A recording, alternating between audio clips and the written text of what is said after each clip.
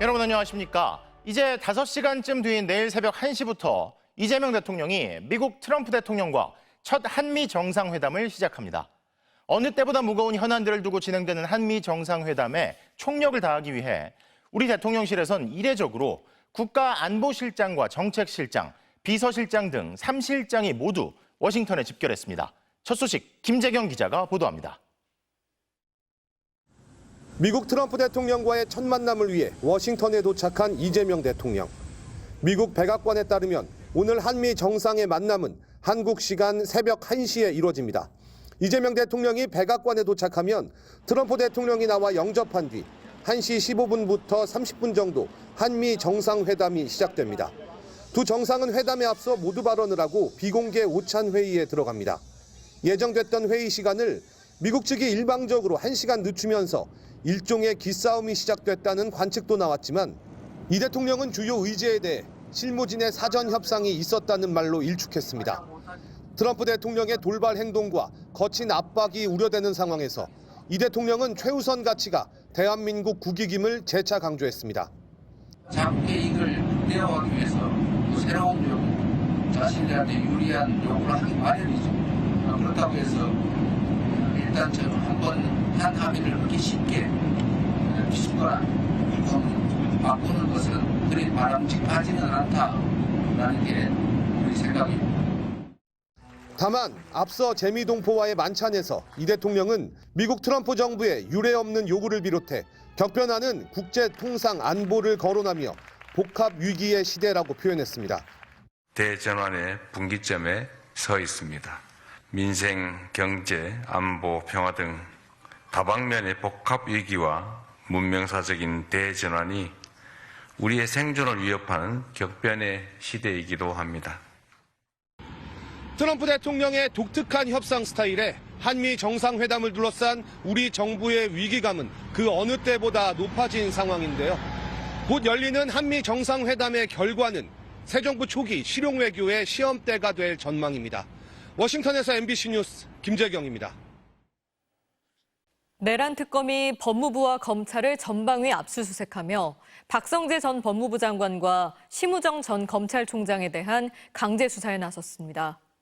내란 사태에 연루된 다른 국무위원과 검찰 최고 책임자에 대한 수사에도 속도를 내고 있는 건데요.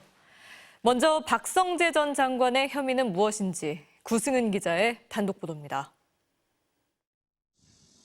내란 특검이 법무부와 서울구치소, 박성재 전 장관 자택 등을 압수수색하며 제시한 영장에는 박 전 장관의 혐의가 내란 중요 임무 종사로 적혀 있습니다. 지난해 12월 3일 박성재 당시 법무부 장관은 윤석열 전 대통령의 호출을 받아 오후 8시 40분쯤 용산 대통령실에 도착했습니다. 계엄 선포를 위한 국무회의가 소집되기도 전이었습니다. 단 2분짜리 국무회의가 끝난 뒤 박 전 장관은 경기도 과천에 있는 법무부 청사로 향했습니다. 밤 11시 반, 회의를 위해 박 전 장관과 검찰국 과장, 출입국 본부 실국장 등 10여 명이 모였습니다. 계엄과 관련된 회의에 참석할 수 없다며 회의장에서 나온 간부도 있었습니다.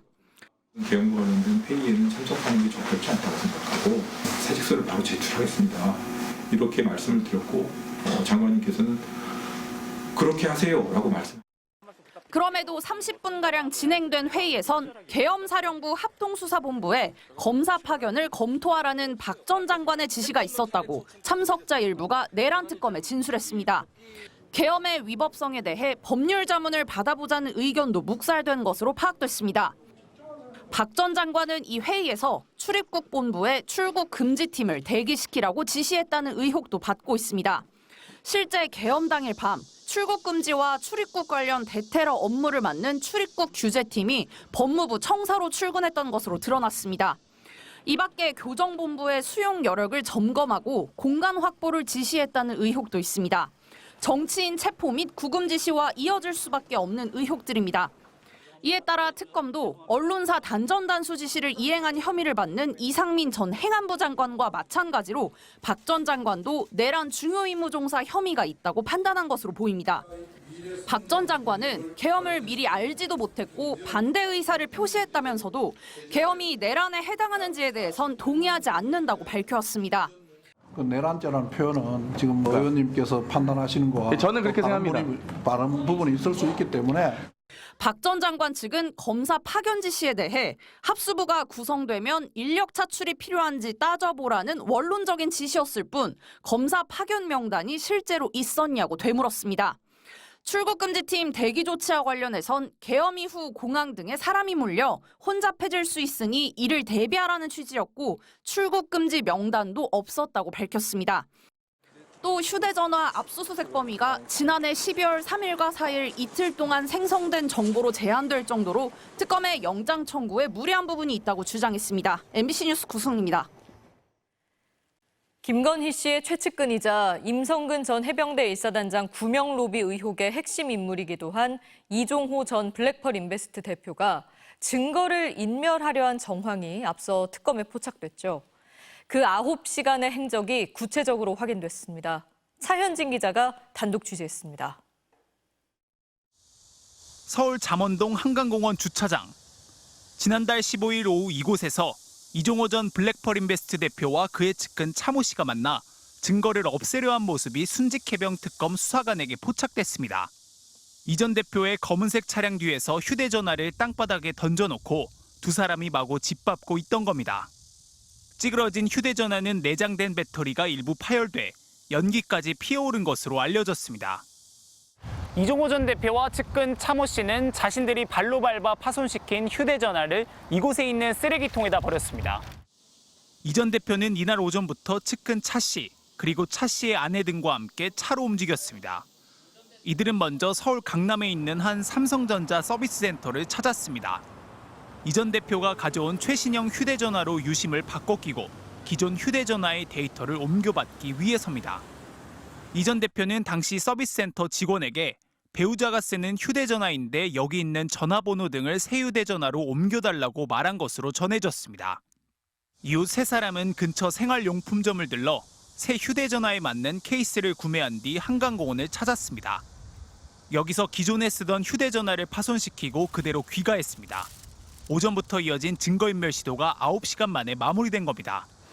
다만 이들의 행적은 앞서 압수수색 때 확보하지 못한 이 전 대표의 숨겨둔 휴대전화를 추적하고 있던 특검 수사관의 잠복 수사에 덜미가 잡혔습니다.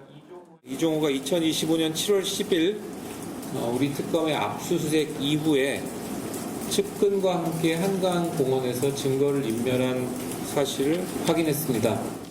파손된 휴대전화를 확보한 특검팀은 포렌식 작업을 통해 데이터 복원에 나서는 한편 측근 차 씨를 증거인멸 혐의로 입건했습니다. MBC 뉴스 차현진입니다.